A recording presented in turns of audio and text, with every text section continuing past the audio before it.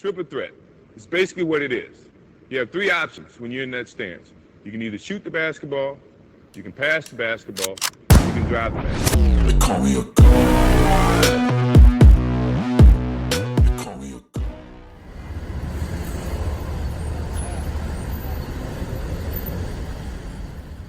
People who reacted.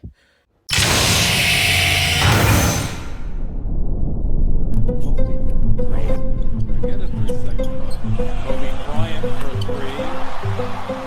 Right here, Kobe Bryant. Jay Rich wanted to walk on that play. He did not walk on that play. To the basket, no one is there. Oh, Bryant, sweet move, and buries him in crunch time. That's just their fifth three, but it came at an inopportune time for the Lakers. Kobe, into the key, and scores. Nets. Kobe, trying to create some space, uses the glass to his advantage. Kobe, 67. Kobe, got to pick up. And one opportunity for Bryant. Forced the defender to react late. And that defender was Lowry, got under Kobe. And it's called. Which helps his teammates. See if the Clippers start fouling Howard. Tries to shoot for Kobe, jumper. It's good. Dwight Howard was working.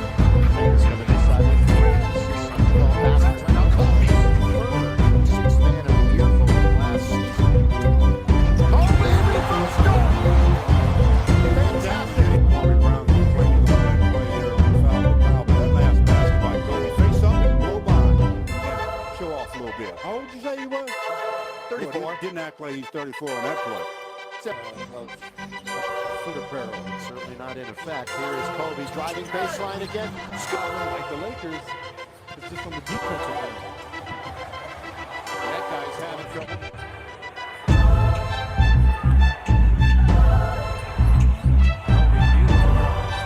If you're keeping score at home, it is Bryant going to the basket, all the way to score. 19 points given up in 5 minutes. Bryant, jump shot. One way or the other. Some of the fans get a replay here. Obviously, the other. Kobe Bryant is trying to get new minutes. His right hand, Tony. Kobe got it. Entire NBA last year. Not so this year. Kobe with less than a minute to go in the quarter. Bryant is pushing. Watch out, Durant, given the job of guarding Kobe Bryant. Bryant shoots, scores. The other night, and it didn't shoot well the other night. Kobe didn't play. Kobe's been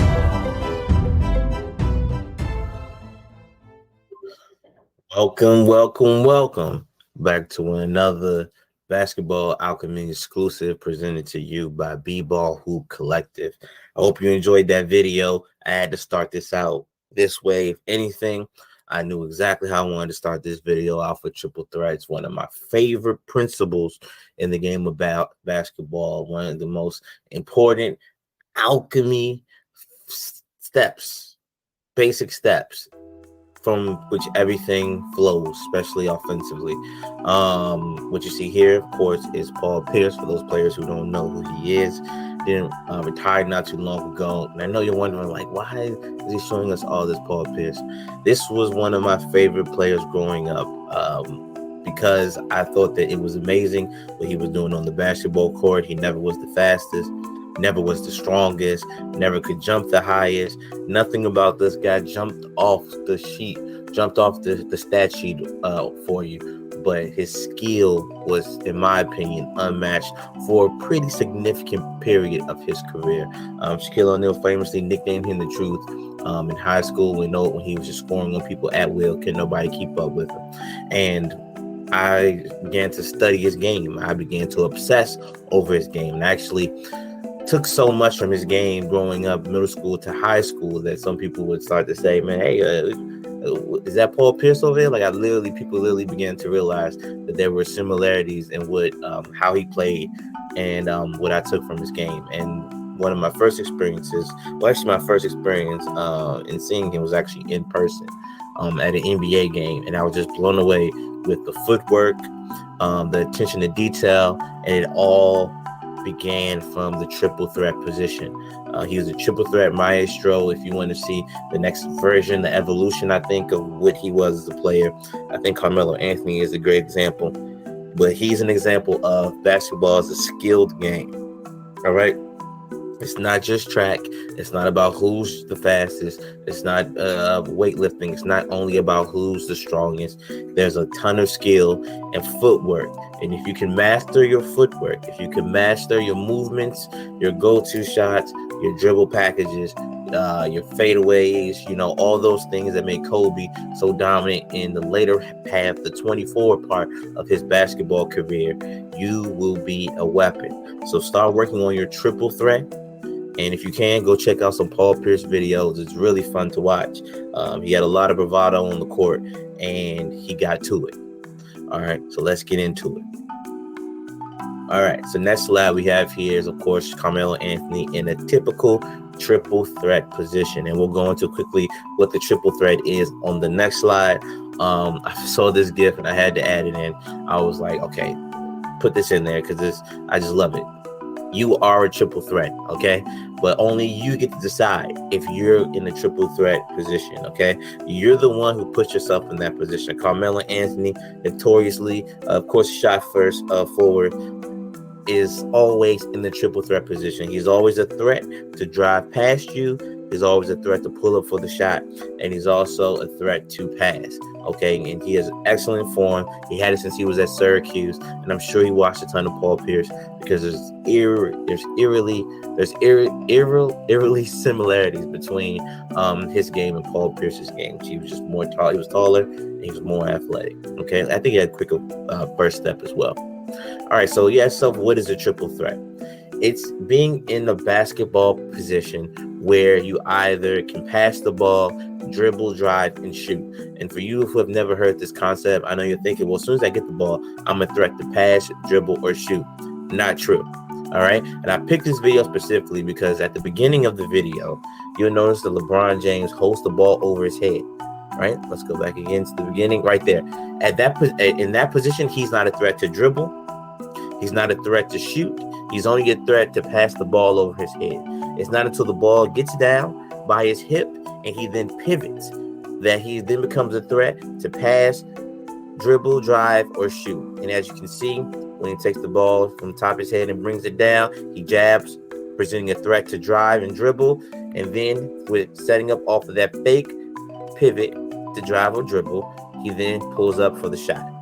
All right. And of course, if he has to pass, he has the option to pass to from his hip. So in triple threat, it's a position that you're in where you can either pass, dribble, drive, or shoot. And I'm going to get into specifically what that looks like. Again, you'll see with players like LeBron who are so athletic, they can kind of get away from not doing the triple threat as principled as, the majority of us have to. But you'll see when he gets into his action to get ready to shoot, he then breaks down. I'm going to do it quickly. You see, boom, in the chair right there. That's the triple threat. Once he gets into that chair, he then engages his legs. That means he's an immediate threat to take off for a jump shot or to go off for a drive, okay? And, of course, Damian Jones has no chance of stopping him. You'll even see him switch his hips. So, skill players, you'll see this. Your defender won't know how to guard you. Shout out to Phil Handy up here at the top. And you see he turns his hip left. When he was faking the pass to the left, and then as soon as Bron jabs to the right, he shifts his hips open to that side, which pushes him back and gives him the space that he needs to get that shot. I want you to notice the spacing between the boom right there. You see that? Let's do it again. I'm just going to keep highlighting his waist. He's closer for the shot block. As soon as he jabs, back there. You see that space, and he can't make it up. You want to know why he can't make it up? Because he's overcompensating for LeBron James driving. Since he's such a good driver, he has to stay back. Because once he presents the threat, he's not presenting it there. Once right there, boom. Once he presents that threat to shoot, he has to respect it, and then that opens up LeBron James for that jump shot. Okay, so let's go into the next slide. All right, so principles of triple threat, and Kobe Bryant has one of my favorite triple threats. He forces you to have to reach through his body to get the ball. He has amazing posture, amazing stance. He used it throughout his entire career. You'll see it in the other GIF as well. I'll highlight it, where there's always a threat. You look at this position like he has no threat to shoot from this position. That's not true. This is his plant foot. This is his pivot. You see here, he has this sway motion that was later popularized even more by Kevin Durant, where he's going to swing the ball up and go for a shot. And you say, why would he do that? The guy's hand's right there. He's trying to get Trevor Ariza caught in a foul. So you see in this position, he keeps the ball away from the defender perfectly. In order for Trevor Ariza to get to his ball, he has to reach probably with his opposite hand far across in order not to foul him. And Kobe's going to see that. As soon as he reaches out with that left hand, he's going to put himself out of position. And then Kobe Bryant, he loves the mid-range jumper. He'll probably take a hard dribble to the left and go into his fadeaway action. If he reaches with his right hand here, he's going to foul him. So always keep the ball opposite from the hoop, away from the basket. You can sway it to the side if you're trying to get a foul. The point is to keep it from a spot that the defender can easily grab it and wrap up. All right. And the way to do this, in my opinion, the best way to do this is by establishing a pivot. All right. So we'll see in the below GIF, Kobe keeps the ball away from him. He establishes pivot. And what I tell my players to do is when you pivot directly into the front foot or to a specific foot of the defender, and then they'll have to bounce back. So in this particular example, Kobe pivots directly into Corey Brewer's chest. Corey Brewer bounces back, even out the frame. We don't see him again, and he gets a clean shot. All right. Notice the principles. Ball never comes up until we get that space. All right. And we get a great shot. Head up at all times. You want to see what the defense is doing. Specifically, you want to see how your defender is responding to your actions. All right. The easiest way to get a defender on edge and to have them off balance, which is key. In another video, we talked about Kyrie Irving and how he does that, is to pivot. I used to love to pivot. Whenever I played 23 or pickup games, I would get the ball. Sometimes I would never even dribble. I would just pivot into my defender, turn my back to him, move around, all to set up just that little bit of space to get that shot off. If you want to work on your pivot, what I recommend is you do exactly that. You get the ball in a specific spot. Hopefully you have someone to play defense on you. If not, pivot until you get into a comfortable shooting position and you pull up for that jump shot. Okay. Now, if you're more of a driver, pivot until you get into a comfortable position to drive the ball. All right. So building off of the head up at all times, you're then going to move into a read defense. Okay. And for my less advanced players, don't worry about that. Reading defenses, I don't want you to do too much thinking. I just want you to be aware of where the second defender is coming from, the spacing on the floor. So let's say, for example, in this Kobe Bryant, Trevor Ariza example, we're going to start from the beginning. If you're keeping the ball away, establishing your pivot and keeping your head up, you're going to see whether dribbling to the left and shooting in mid-range is the better shot, or if the baseline is wide open, which would be right here, the baseline is wide open, attacking, and this because the second defender is off the ball. Or if the second defender is still there, you beat Trevor Ariza. When you get to the hoop, the second defender will step out, and then you'll pass the ball to the guard that he's checking, the man that he's checking. Hopefully he's in the dumper spot. All right, so react. These are all movements that are happening at the same time. If you want to know what the emphasis is here, is to keep the ball away from the defender and establish your pivot. All right, now remember, this is basketball alchemy, and so some principles I expect you to understand, such as traveling, but quickly I will go into exactly what, not exactly, but I'll go into what you need to make sure of when you're pivoting. Remember this, I call this the plant leg. You're going to keep this, the stationary leg, you're going to keep this leg down. This leg can no longer move. So then you would pivot off your opposite foot. and vice versa. All right. So your plant leg cannot move.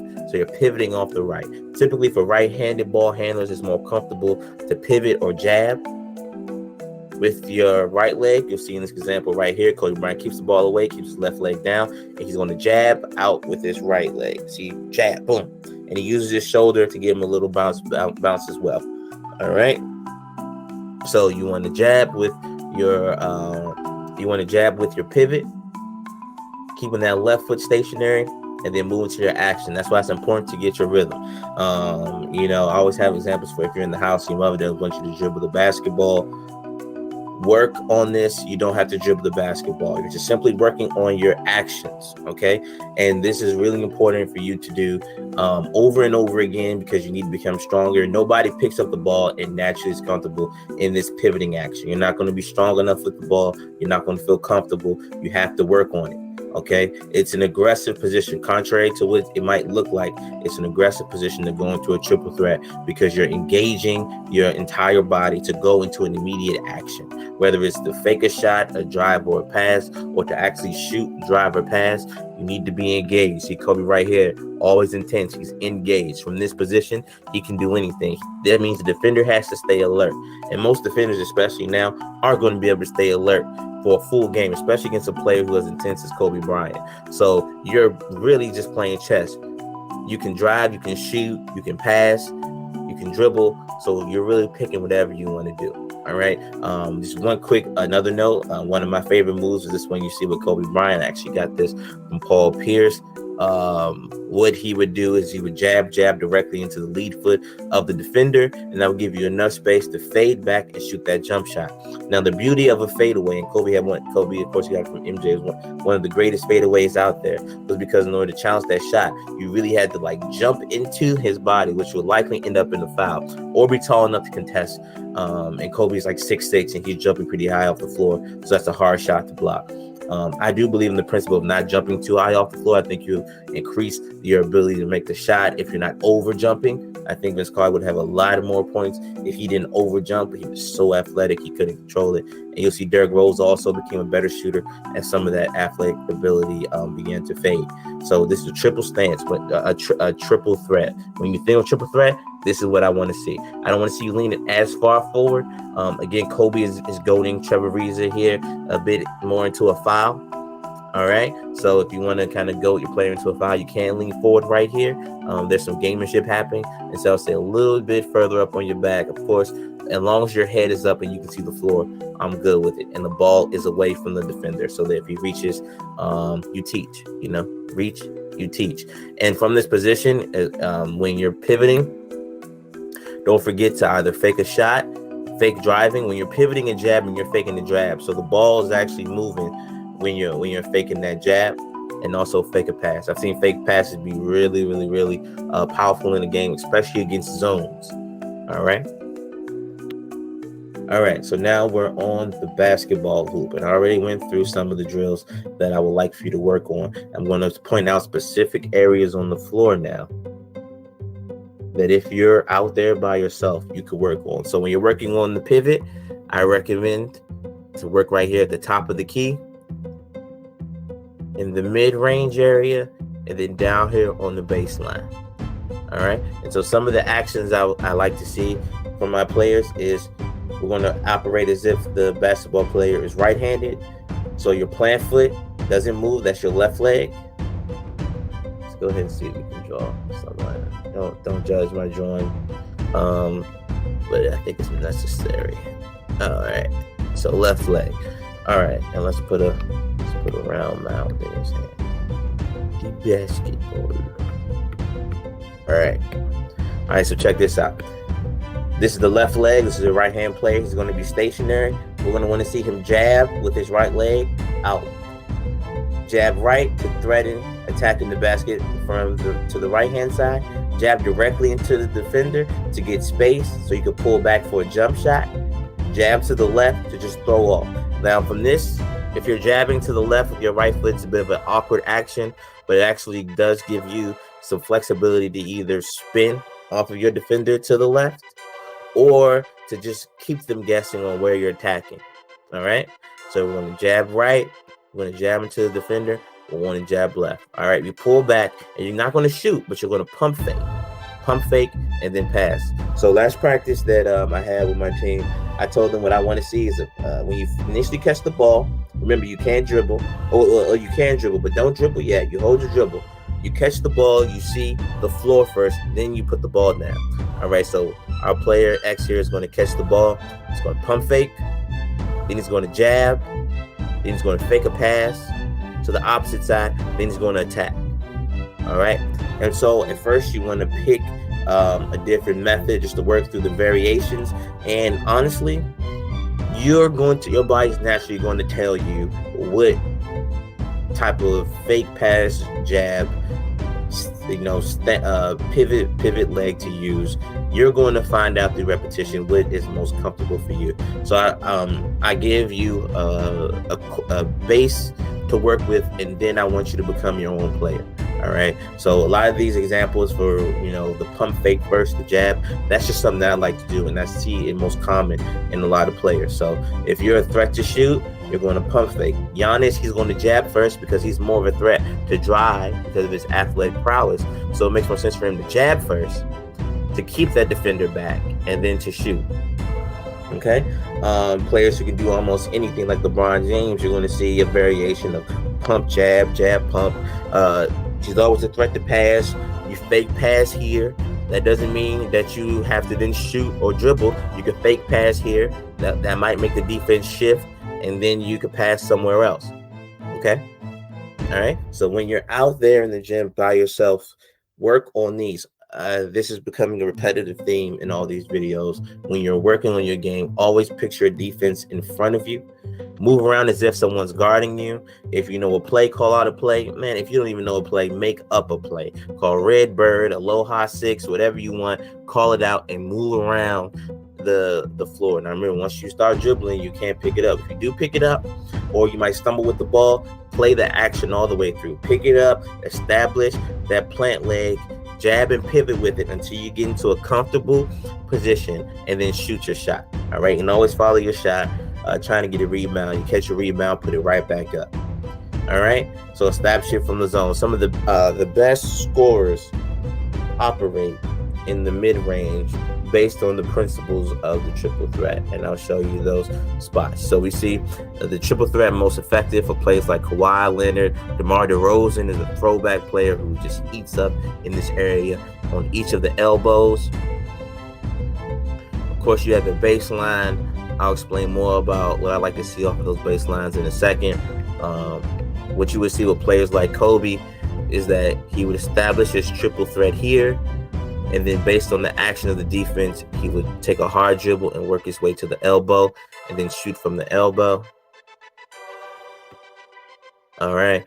And on the baseline, what I was referencing is that what I like to see is players establish their triple threat and then attack with your right dribble, spin over your opposite shoulder, and then shoot right here. All right. I think hopefully I have a gift for that one. I'm not sure, but I don't want to make that too confusing. I'm just going to explain it one more time. Let's use black this time. All right. So on the baseline, you're going to pump fake, right? You're going to pump fake. We're not shooting it. Pump fake, right jab. Make him jump over there. If he doesn't jump, you don't care. And then you're going to take a hard dribble to the right, just one hard dribble, and then you're going to spin off your right shoulder. All right, so you're going to spin off over your right shoulder. So we're hard dribbling right, spin off your right shoulder. The ball is now switching over to your left hand. You take one left hand dribble, or you go straight up for the shot. Most defenders cannot guard this. It's still used. Giannis he scores the majority of his points dribbling over the opposite baseline shoulder. If that's too advanced, don't try it. It'll come naturally. I'd rather you work up here at the top in this range. If you're a guard who typically plays on the outside, you're going to work on your pivot from the right. One of the things, I was on a particular team when I was in high school where they really needed me to hit the threes. We had really good ball handling. And so what I would work on is being out here. And when the point guard broke down the offense, getting to the paint, he would pass out. Now, eventually, the defenses knew I was a three-point specialist, so I had to begin to develop other moves so that when I got the ball, I could still release it, even if I had a defender up on me. So I would stand here, I would flip the ball, backspin it out so it bounces back to me, catch it, jab step, and then pull up. All right. And what you're doing is training your body to always be in the threatening position to shoot. So that would mean on your tiptoes, hard jab step, into wherever the defender's coming from and pulling up for the shot. Okay, so anytime that you're working on the court by yourself, you want to work on your triple threat, break down into it, engage, and keep the ball away. One of the ways to really get into the action is actually move the ball around while you're in the triple threat. So somebody's reaching for the ball and you're pump faking, and you're just faking as if someone's there reading the ball. And sometimes what you're really good at, you even act like the ball got poked and it fell out your hand, and you'll go back, grab it real quick, keeping your plant foot established and just using that pivot to maximize flexibility or rather your options in taking off. The triple threat is something you work on by yourself. It is extremely important. It's one of the first things us coaches will look at to see if you have down, because we know that there's a lot we can develop from your game if you have a strong triple threat stance. All right. And lastly, as a recurring theme, as I stated before, remember everything builds off the triple threat. All right, we have a picture of Reggie Miller here on the left. You see him has a young Kobe Bryant guarding him. Kobe is, being young and probably a little starstruck with Reggie Miller. He's looking at his hips. He's following the ball. And I want you to focus specifically on the basketball where Reggie does here. So Reggie gets the ball, immediately goes into his triple threat. He fakes left, Kobe jumps, and then he attacks right. Now, the reason Reggie Miller knew that right side was open was what? He kept his head up. He saw the floor. There's nobody on the on-ball corner. He attacks. Robert Horry's not a shot blocker. He finishes. Okay? Boom. You see that? He faked left and then took off right. And that's because he broke down into the triple threat. Now, I want you to notice how low he got when he was in that triple threat. Kobe is faster than Reggie Miller. He's stronger. In all, everything added up, he's a more athletic player, right? But because Reggie Miller was a very cerebral player at this point of his career, he was able to fool a young Kobe by just simply faking. Now, you probably have passed that ball to the left multiple times. So Kobe jumped. Think about it. There's no threat for him to go to the left there, honestly. That's where the defense is. Shaq isn't even under the bucket. He's actually up at the top, it looks like. Or is that Shaq? Yeah, Shaq is up at the top. So the lane is wide open. But because he sees the floor and Kobe can't see it because he's focused on Reggie, he's able to trick Kobe into jumping to think that he's driving left, and then he attacks right. So just take that in. Take that in. Reggie Miller was another one of my favorite players growing up. I was a bit young when he was doing this thing, but I watched a lot of tape from him because I just loved how he shot and how he attacked the basketball hoop. He was also another very technical player, but you could just tell just in the backyard, just working on his game at all times. Now let's particularly focus on the footwork. I want you to notice the entire body is selling that left dribble, and he yanks it across the face, boom, and he's gone. No hesitation. That's another important thing. No hesitation. If you're going to take off, take off. He has all this room over here. All he needs is one small step, and he can get Kobe on his hip to attack. And of course, I'm going to end with another one of my favorite triple threat players. My favorite really, Paul Pierce. So you'll see he starts out with the initial triple threat. He pump fakes out of that triple threat. That freezes Rick Fox. Hard dribble. Rick Fox can't make up the distance, and he pulls up for the shot. Boom. Notice that footwork. Pump fake. Boom. Jabs out. Jump shot. Clean. All right? You decide how close your defender is to you. As an offensive player, you can be the aggressive one within control. And the way you use aggression to get them off of you is through the triple threat position. And you figure out what's your package out of that triple threat. All right. You decide which shot is your preferred shot. You see in one instance, Paul Pierce and Reggie Miller are doing similar actions, but they're doing it in their own way. All right. Reggie Miller's more dramatic. He sells harder to the left. What Paul Pierce does, instead of faking to the left, he fakes a pump fake. and then he makes a hard dribble as if he's going to drive, stop short, takes a small step back, right? Boom, that's a step back, and then pulls up right out of it. Don't hesitate out your triple threat. Trust your triple threat. Work on it. Fake passes, fake jump shots, fake dribbles, jab step. Create your own player, all right? And it all starts from the triple threat position. All right, this is Basketball Alchemy. I'm really excited about this particular principle. I'm surprised that it's not as well known as I thought it was. It's one that I've built all of my package moves from, and I know players in the pros who also built their games off of this. There's not one elite scorer who does not have a killer triple threat package. All right, and it's locking in your entire body in a position that threatens to either pass, shoot, or score, which puts the defender on his back heels and they can't react. And especially if you're a cerebral player, you'll mix it up enough where you really can get a lot of easy baskets and actually get a lot of teammates open by making reads and responding quickly without hesitation. So again, this is Basketball Alchemy, presented to you by the B-Ball Hoop Collective. We are here to compete. We're here to win. And I can't wait to check in with you again. Please like, subscribe if you like the video. If you don't, do it anyway. I don't care. Love me.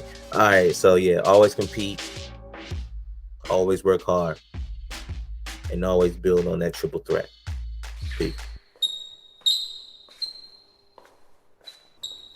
B-Ball Hoop reacted.